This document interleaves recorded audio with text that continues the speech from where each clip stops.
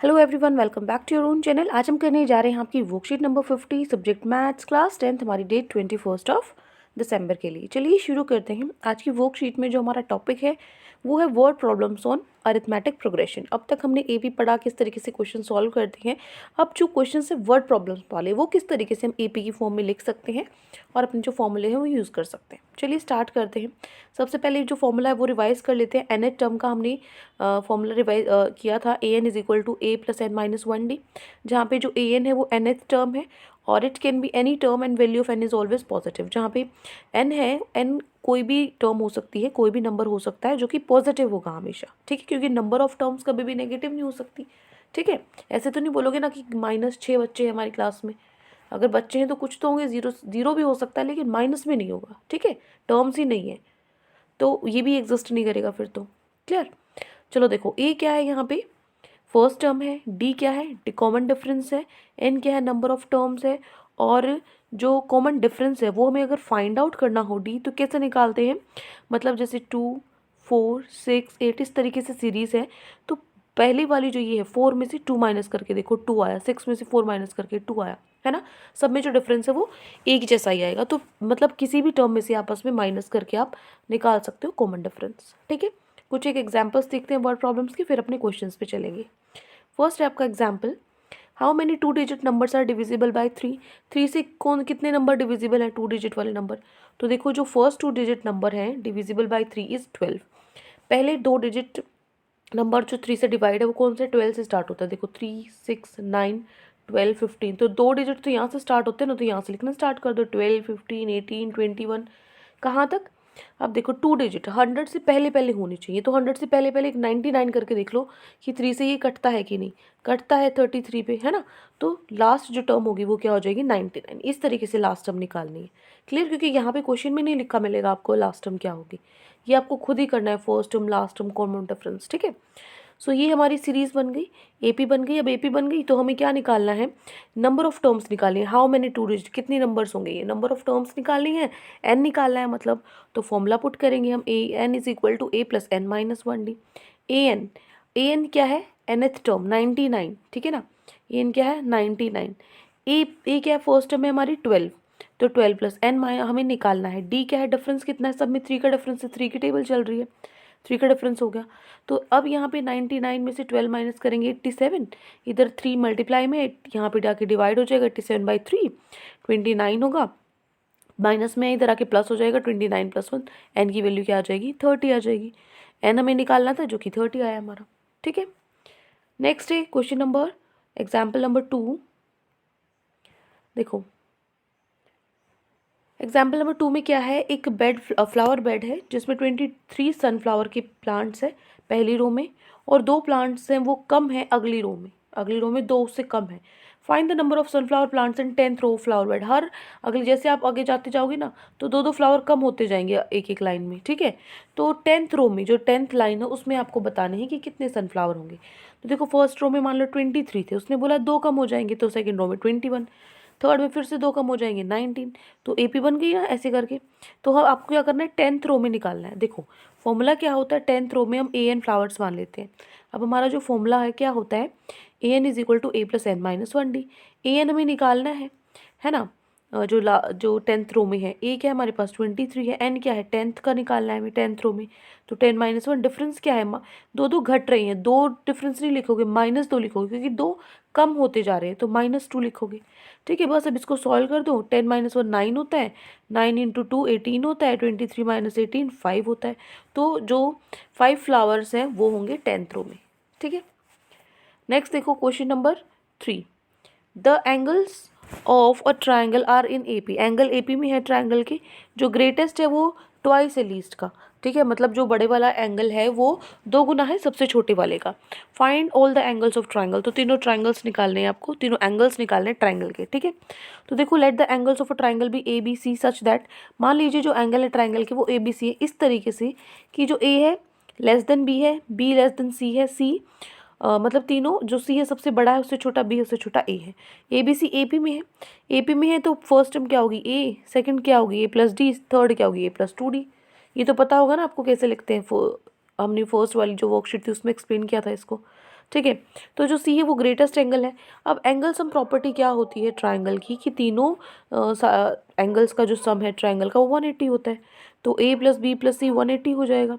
ठीक है। सो ए plus B क्या है, ए प्लस डी, सी क्या है, ए प्लस 2d। ठीक है, 180 के इक्वल होगा। सो यहाँ से क्या होगा, 3a प्लस 3d 180 के इक्वल होगा। ठीक है, ए प्लस डी के यहाँ से क्या है 60 आ, क्योंकि 3 कॉमन चला गया, उधर कट गया।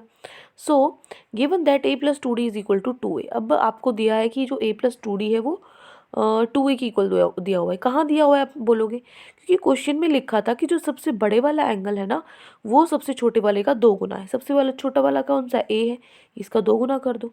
सबसे बड़े वाला क्या है a plus 2d, a plus 2d का 2 गुना है 2a। ठीक है। सो यहाँ से 2d की वैल्यू निकाल लो, 2a माइनस a, 2d की वैल्यू क्या आ गई, a आ गई। So 2d plus d is equal to 60 है।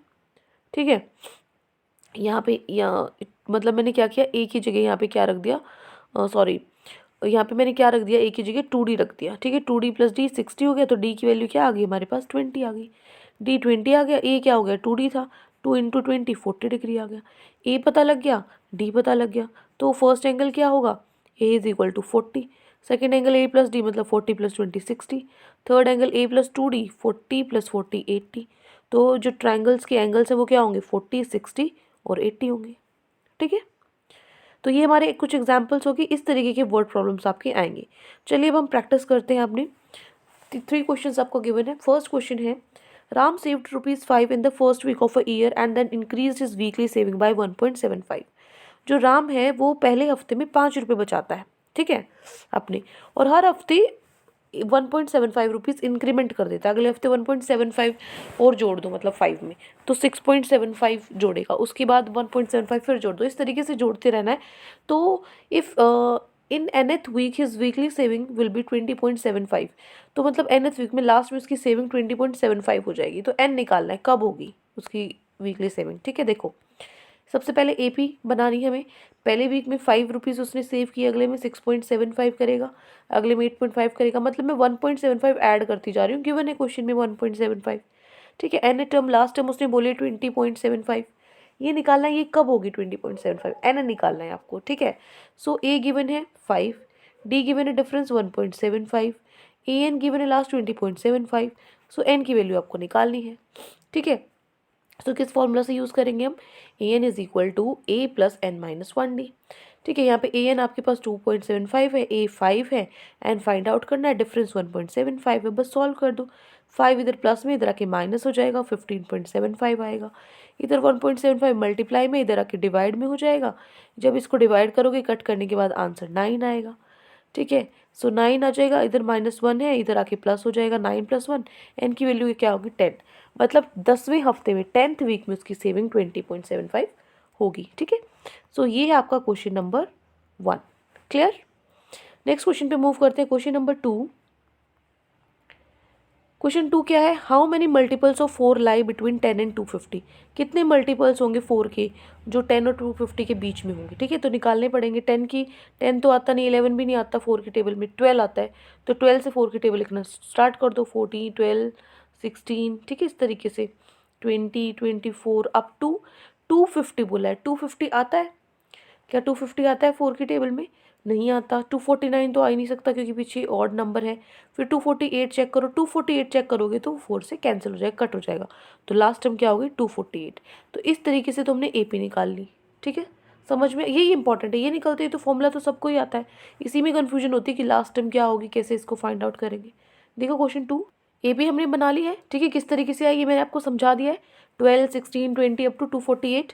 ठीक है, तो यहाँ से A क्या है 12 है, D क्या है आपका, डिफरेंस कितना है 4 की टेबल चल रही है, 4 का डिफरेंस है, लास्ट टाइम क्या है 248 है, N क्या है आपके पास, आपको निकालना है। ठीक है, देखो सो फॉर्मूला हम यूज़ करेंगे, AN is equal to A plus N minus 1D। ठीक है, AN क्या है आपके पास यहाँ पे लास्ट टाइम कितनी है 248 है, A क्या है 12 है, एन माइनस 1, D क्या है 4 है। सो 248 माइनस 12 क्या हो जाएगा 236, एन माइनस 1 इंटू 4। सो 4 इधर आके डिवाइड में हो जाएगा, 59 आएगा इसको कट करने के बाद। इधर -1 है तो 49 + 1 हो जाएगा, एन आपके पास कितना आ जाएगा 60 आ जाएगा। ठीक है, मतलब टोटल 60 टर्म होंगी 10 से लेकर 250 तक, जो 4 से डिवाइड होंगी। ठीक है, सो ये हो गया question number 2। Now moving to our last question, question number 3। Question 3 क्या है, the angles of a quadrilateral are in AP, AP के अंदर है जो एंगल्स है क्वाड्रिलेटरल के, जहाँ पे जो डी है वो 10 डिग्री है, तो एंगल्स आपको निकालना है। डी गिवन है आपको, बस एपी बनानी है और एंगल्स निकालने हैं, बहुत ईजी है। वही जैसे अभी हमने एग्जाम्पल में किया था ना, वैसे ही ए बी सी डी चारों एंगल्स को मान लो, एक एंगल ए है, अगला ए प्लस डी होगा, उससे अगला ए प्लस 2d होगा, अगला ए प्लस 3d होगा, ठीक है, सीरीज में रखते जाना है। अब हमें पता है जो क्वाड्रिलेटरल है उसकी चारों साइड जो चारों एंगल्स का सम कितना होता है, 360 होता है।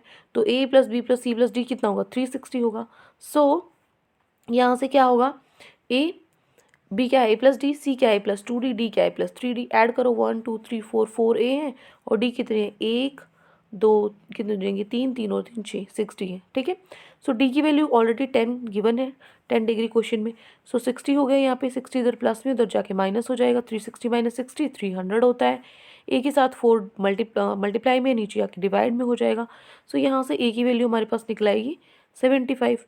ए 75 आया तो बाकी एंगल्स क्या होंगे, ए 75 है, बी क्या होगा ए प्लस डी 75 प्लस डी, मतलब 75 प्लस 10 85। सी क्या होगा ए प्लस 2d, 2d 2 इंटू 10, ठीक है, ए 75 है 95, डी ए प्लस 3d, बस वैल्यूज पुट की हैं, डी की 10 और ए की 75 105, ठीक है।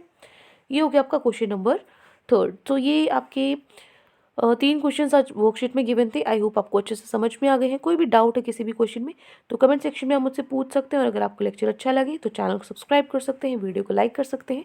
आज के लिए इतना ही, मिलते हैं नेक्स्ट वीडियो में। Till then take care, bye bye.